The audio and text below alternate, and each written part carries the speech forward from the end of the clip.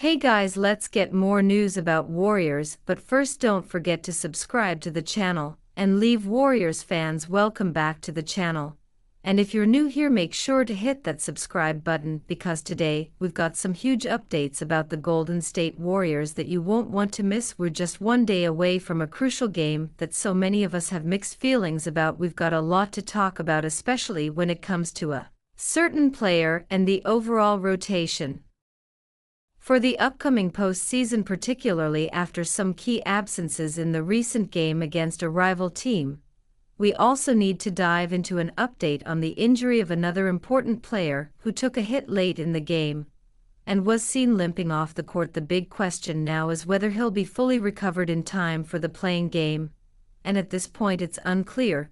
But before we dive into these updates, if you're rooting for the Warriors to keep fighting and secure their spot in the playoffs, please show your support by giving this video a thumbs up. We can't afford to be the ones who didn't back the team when they needed us the most, especially if the Warriors end up losing this crucial game. So go ahead, make sure to drop your support as they prepare to face the Grizzlies. Now let's get into those absences. We briefly touched on this before the game in our preview, but one player didn't step on the court even once in that thrilling overtime period. We've been digging for more information about the decision that the coach made. If you remember, there was a hint from an internal source earlier in the game that another player who stepped in was expected to take the spot that would have usually gone to that player in the rotation. The assumption before the game was that this player wouldn't be part of the rotation, and it looks like that's exactly how things played out. After the game, the coach was asked about it during the post-game press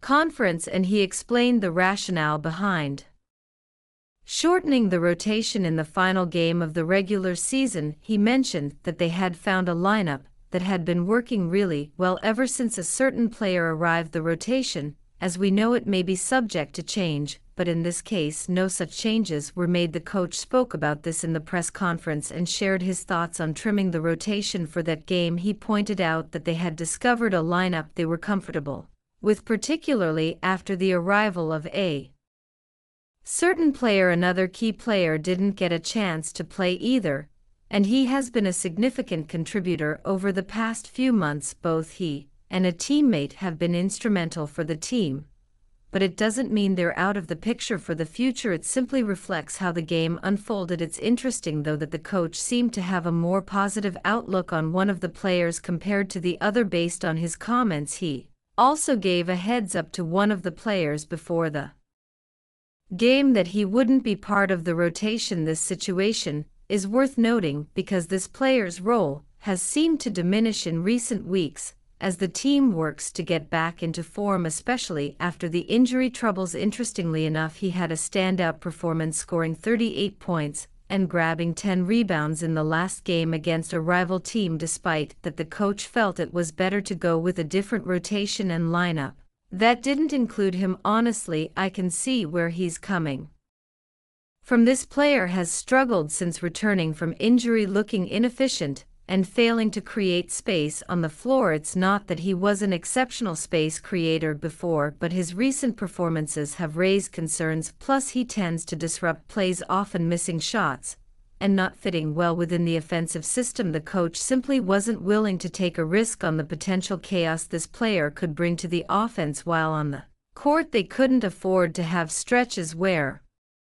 they weren't scoring, and there were indeed moments in that game where it was hard to put points on the board. If a particular player is going to be out there for 48 minutes in an overtime game, you can't afford a moment of stagnation, and that's exactly what the team would be risking if this player was in the rotation, especially since there were already issues with scoring. If one player is playing 48 minutes, another for 40, the chances of a third player getting involved are limited. The coach mentioned that the trio of players in question wasn't working effectively, which is frustrating given the high expectations surrounding them. Unfortunately, this player has failed to meet those expectations. There was a stretch when he was sidelined due to injury, and another player was in the lineup during that time. They posted an impressive record of 12 wins and just 2 losses in the first 14 games with him. The stats during that stretch were outstanding with an offensive rating of 121.6, which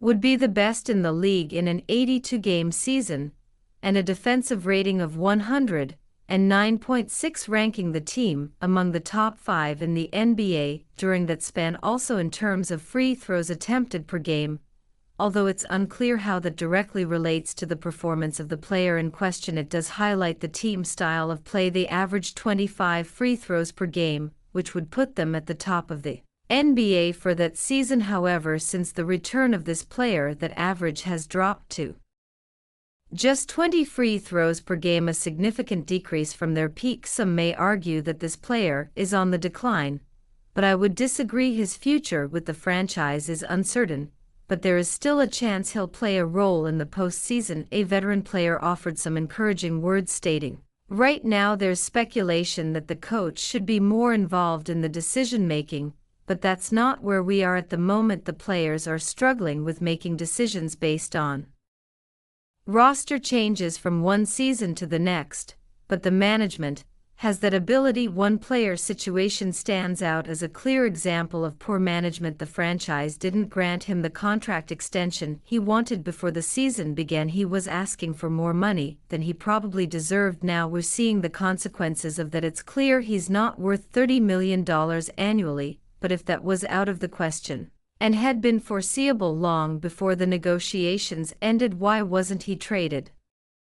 Why didn't the team make an offer that could have sent him to another team in exchange for someone who could contribute more? The team could have acquired a player who could score 30 points and shoot 40% from beyond the arc, complementing the team's star players. This is a clear case of poor organizational management, and now it looks like he could leave without the team getting anything in return. If the team manages to pull off a trade, it's unlikely they'll land a player of the same caliber. The team's decisions have been puzzling, and the possibility of this player playing a significant role in the rotation during the playoffs seems increasingly unlikely. What do you think? Should this player get a chance to play in the games against the rivals? Does he really deserve a spot in such an important game? The team faced a tough loss in a decisive game where he didn't play. Should he be included in that crucial matchup? Let me know your thoughts in the comments. Drop a P for play or S for sit as we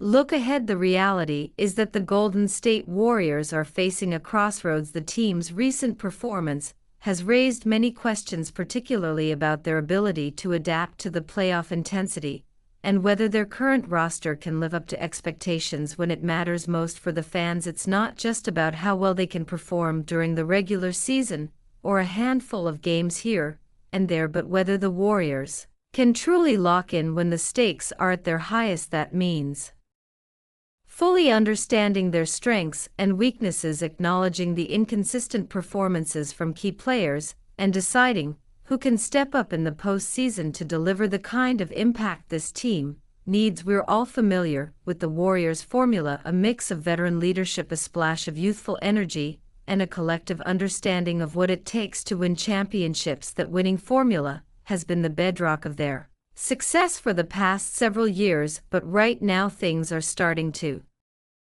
feel a little out of sync. Injuries, of course, have played a role in this. The absence of some important contributors has thrown off the rhythm of the team, leaving the coaching staff to scramble and search for answers.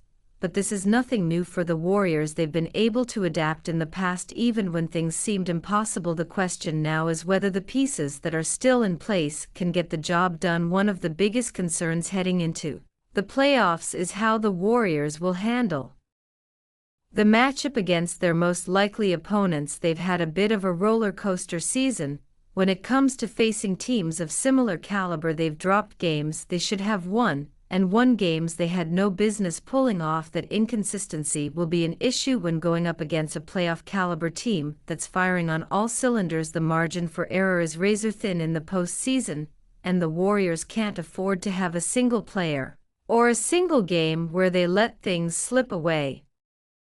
It's not just about the talent anymore, it's about being able to lock and make the right adjustments on the fly and execute under pressure. That's what separates the good teams from the great ones. So much of this hinges on the performance of their core players, particularly the likes of Steph Curry, Draymond Green, and Klay Thompson. Curry, of course, is always the focal point of the offense, his ability to score in a variety of ways as well as his leadership on the floor will be crucial as the team heads into the playoffs. But the challenge